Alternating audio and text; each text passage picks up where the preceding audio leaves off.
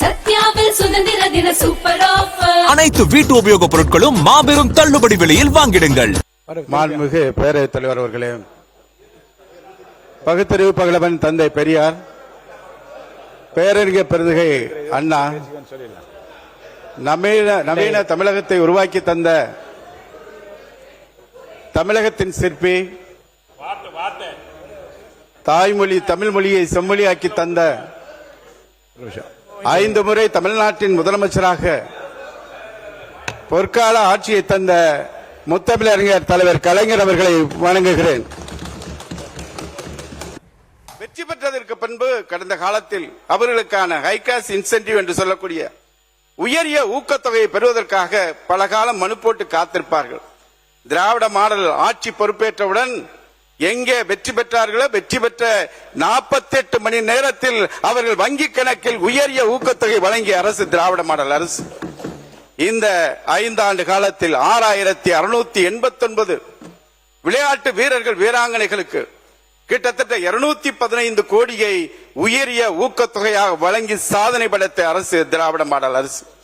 இந்த 100 நாட்களில் பிரக்யானந்தா உள்ளிட்ட ஒரு சிலருக்கு 50 லட்சம் வரை நீங்கள் அந்த உயரிய ஊக்கத்தொகை வழங்கியிருக்கிறீர்கள். அண்மையில் நைஜீரியாவில் நடைபெற்ற காமன்வெல்த் போட்டியில் வாழ்வீச்சு வீராங்கனை சேலம் வாழப்பாடியை சேர்ந்த தனலட்சுமி தங்கப்பதக்கம் பெற்றார். அவர் போன்றவர்களுக்கு இந்த உயரிய ஊக்கத்தொகை வழங்கப்பட்டிருக்கிறதா என்பதை அறிய விரும்புகிறேன். அதே மாதிரி இந்த 5 ஆண்டு காலத்தில் விளையாட்டு வீரர்களுக்கான சர்வதேச தேசிய அளவில் வெற்றி பெற்ற வீரர்களுக்கு 3% இடஒதுக்கீட்டில் அவர்களுக்கான அரசு மற்றும் அரசு பொதுத்துறை நிறுவனங்களில் 200க்கும் மேற்பட்டவர்களுக்கு வேலை வாய்ப்பு வழங்கி அவர்கள் எதிர்காலத்தை பாதுகாத்த அரசு திராவிட மாடல் அரசு. அதற்காக தன்னை ஒப்படைத்துக் கொண்டு பணியாற்றியவர் எங்களது இளந்தலைவர்.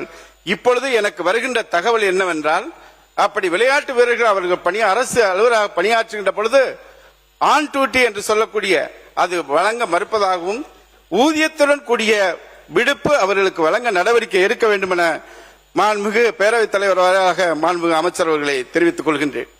அதே மாதிரி கடைசியாக நடைபெற்ற ஒரு விளையாட்டு விழாவில் மதுரை மேலூர் பகுதியை சேர்ந்த 200 மீட்டர் தேசிய அத்லெட் கோகுல் பாண்டியன் என்றவர் அன்றைக்கு விளையாட்டுத்துறை அமைச்சராக இருந்த எங்கள் இளம் தலைவரிடத்தில் ஒரு கோரிக்கை வைத்தார்.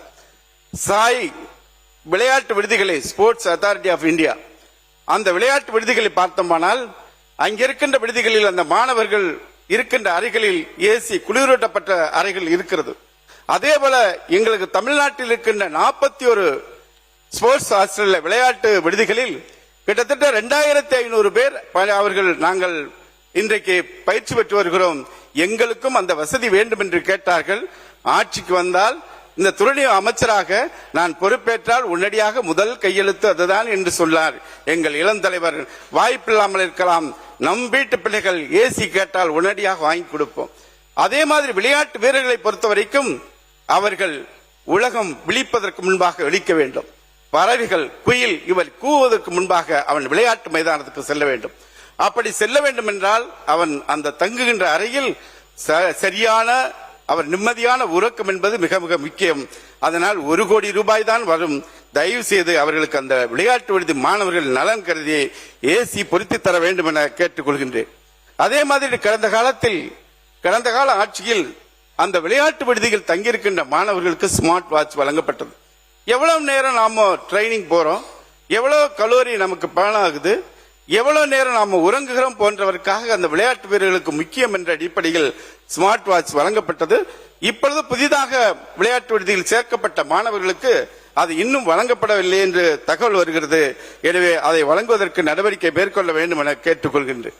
திராவிட மாடல் அரசினுடைய கோரிக்கையாக தேர்தல் அறிக்கையில் சொல்லி தமிழ்நாடு முழுவதும் ஒலிம்பிக் வீரர்களை உருவாக்குகின்ற வகையில் சென்னை, திருச்சி, மதுரை, நீலகிரி மாவட்டம் ஆகிய 4 மாவட்டங்களில் ஒலிம்பிக் அகாடமி தொடங்கப்படும் என்ற தேர்தல் அறிக்கையிலே சொன்னோம்.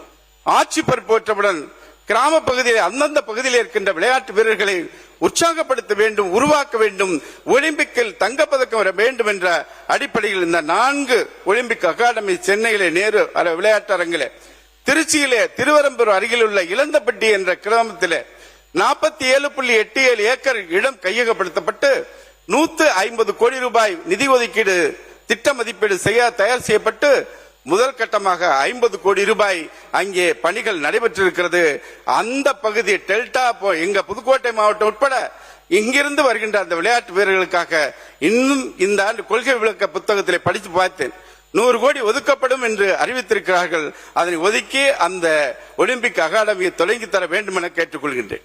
இன்னொரு விஷயம், சென்னை, திருச்சி, மதுரை என்று கடந்து ஏன் நாம் நீலகிரியை தேர்வு செய்தோம் என்றால், விளையாட்டு வீரர்கள் உலகெங்கும் பயணிக்கின்ற பொழுது தட்பவெப்பநிலை மோசமாக இருக்கும். ஒரு சில இடங்களில் அதிகமான கடும் குளிரை கூட சந்திக்க முடியும். அப்படிப்பட்ட அந்த வீரர்கள் உலகில் எங்கு சென்றாலும் ஊட்டியில் பயிற்சி பெறுவதற்கான அந்த நிலையை ஏற்படுத்தினோம். அதே மாதிரி ஆக்சிஜன் குறைவா இருக்கக்கூடிய அந்த மலை பிரதேசத்தில் அவர்கள் பயிற்சி மேற்கொண்டு தங்களை உடலை தயார் செய்து கொண்டால் உலகத்தின் எந்த பகுதியில் எந்த விளையாட்டுத் துறையில் விளையாட முடியும் என்பதற்காக எங்கள் தலைவர் எண்ணத்தில் உதித்த திட்டம்தான் எங்கள் இளந்தலைவர் அவர்கள் நீலகிரியிலே ஊட்டியிலே ஒரு ஒலிம்பிக் அகாடமியை தொடங்கி தந்தார் என்பதை தெரிவித்துக் கொள்கின்றேன்.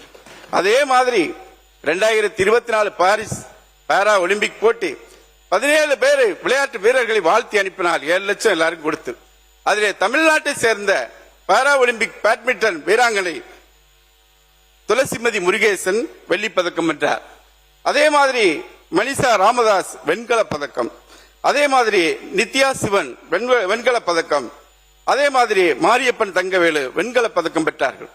ஆட்சிக்கு வந்தவுடனே நமது அன்றைய முதலமைச்சர் அவர்கள் அறிவித்தார், ஒலிம்பிக் பதக்கம் பெற்றால், தங்க பதக்கம் பெற்றால் 3 கோடி, வெள்ளி பதக்கம் என்றால் 2 கோடி, வெண்கல பதக்கம் என்றால் 1 கோடி என்று அறிவித்து இவர்களுக்காக 5 கோடி ரூபாயை பரிசாக வழங்கியவர் எங்கள் தலைவர், வழங்கி சாதித்தவர் அன்றைய துணை முதலமைச்சர். இங்கே நீங்கள் தேர்தல் அறிக்கையிலே சொல்லி இருக்கிறீர்கள், நானும் படித்து பார்த்தேன். அதாவது இனிமேல் ஒலிம்பிக் வெற்றி பெறுகின்றவர்களுக்கு தங்க பதக்கம் பெற்றால் 6 கோடி, வெள்ளி பதக்கம் பெற்றால் 4 கோடி, வெண்கல பதக்கம் பெற்றால் 3 கோடி என்று அறிவித்திருக்கிறீர்கள். எதிர்காலத்தில் அதை அறிவித்தால் இந்த விளையாட்டு வீரர்களுக்கு உற்சாகத்திற்கு அடிப்படையாக அமையும் என்பதையும் நான் தெரிவித்துக் கொள்கின்றேன். அதே மாதிரி விளையாட்டு வீரர்களுக்கு வீடருகே விளையாட்டு மைதானம் வேண்டும் என்ற உன்னத திட்டத்தின் அடிப்படையில் தலைவர் என்றைய எங்கள் முதலமைச்சர், இங்க இருக்கின்ற எங்களுடைய எதிர்க்கட்சி தலைவர் அவர்கள் இல்லத்திற்கு அருகிலே ஒரு விளையாட்டு மைதானம் அமைத்துக் கொடுக்க வேண்டும் என்று 234 தொகுதிகளிலும் முதலமைச்சர் சிறு விளையாட்டு அரங்கம் அமைக்கின்ற பணியை அன்றைக்கு அந்த பணிகளை தொடங்கினோம்.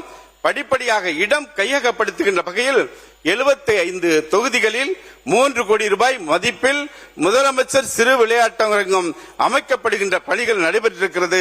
எஞ்சி இருக்கின்ற 159 தொகுதிகளில் நீங்கள் சிறு விளையாட்டரங்கம் அமைப்பு நிதி ஒதுக்கீடு செய்ய இருக்கிறீர்களா, அதற்கான பணிகள் நடைபெறுகிறதா என்பதை நான் அறிய விரும்புகிறேன். அதே மாதிரி புதிதாக உருவாக்கப்பட்ட 6 மாவட்டங்கள், தென்காசி, செங்கல்பட்டு 2 மாவட்டங்களில் 15 கோடி ரூபாய் தலா 15 கோடி மாவட்ட விளையாட்டு அரங்கம் அமைத்துக் கொடுத்தாச்சு. அதே மாதிரி ராணிப்பேட்டை, திருப்பத்தூர், அதே மாதிரி இந்த கள்ளக்குறிச்சி 3 மாவட்டங்களில் அந்த பணிகள் தலா 15 கோடி ரூபாயிலே நடைபெறுகிறது. மயிலாடுதுறை மாவட்டத்திற்கு 15 கோடி ரூபாய் ஒதுக்கீடு செய்து நிலம் மாற்றம் செய்கின்ற பொழுது ஆட்சி போச்சு. இப்ப ஃபைல் அப்படியே இருக்கு. உடனடியாக அந்த பணிகளை தொடங்கி அங்கே மாவட்ட விளையாட்டு அரங்கம் அமைத்து தர வேண்டும் என கேட்டுக்கொள்கின்றேன். காரணம், ஒரு நூலகம் திறக்கப்பட்டால் ஒரு சிறைச்சாலை மூடப்படும், ஒரு விளையாட்டு மைதானம் ஒரு ஊரில் திறக்கப்பட்டால் ஒரு மருத்துவமனை மூடப்படும் என்கின்ற கருத்துக்களின் அடிப்படையில் இளைஞர்களுக்கு விளையாட்டு மைதானங்கள் மிக மிக முக்கியம் என்பதையும் நான் தெரிவித்துக் கொள்கின்றேன். அதே மாதிரி கேலோ இந்தியா போட்டிகள் ஒரு காலத்தில் தமிழ்நாட்டில் இதெல்லாம் நடக்குமா என்று நாம் நினைத்து பார்க்க முடியாத அளவுக்கு தமிழ்நாட்டில் விளையாட்டு வீரர்கள் வீராங்கனைகள் சாதிக்கின்ற வகையில் 2021 நடைபெற்ற கேலோ இந்தியா போட்டி ஹரியானாவில் நடைபெற்றது. அப்பொழுது தமிழ்நாட்டை சேர்ந்த விளையாட்டு வீரர்கள் 7வது இடத்திற்கு வந்தார்கள். 2023 அன்றைய முதலமைச்சர், திராவிட மாடல் ஆட்சி நாயகர், நம் பிள்ளைகள் அடுத்த மாநிலம் ஏன் தமிழ்நாட்டுக்கே நடத்துகிறேன் என்று அந்த அனுமதியை பெற்று வெற்றிகரமாக அந்த கேலோ இந்தியா போட்டியை நடத்தி தந்த அரசு திராவிட மாடல். அதிலே என்ன ரிசல்ட் என்னன்னு பாத்தீங்கன்னா, தங்க பதக்கம் 38 பேர், வெள்ளி பதக்கம் 21 பேர், வெண்கல பதக்கம் 39 என 98 பதக்கங்களை பெற்று தேசிய அளவில் தமிழ்நாடு 2வது இடத்தை பெற்றது என்றால் திராவிட மாடல் ஆட்சியினுடைய சாதனை. இது ஏதோ வந்துவிடவில்லை, விளையாட்டுத்துறையின் வளர்ச்சியாக நாம் இதை கருத வேண்டும் என கேட்டுக்கொள்கின்றேன். சத்யாவில் சுதந்திர தின சூப்பர் ஆஃபர் அனைத்து வீட்டு உபயோகப் பொருட்களும் மாபெரும் தள்ளுபடி விலையில் வாங்கிடுங்கள்.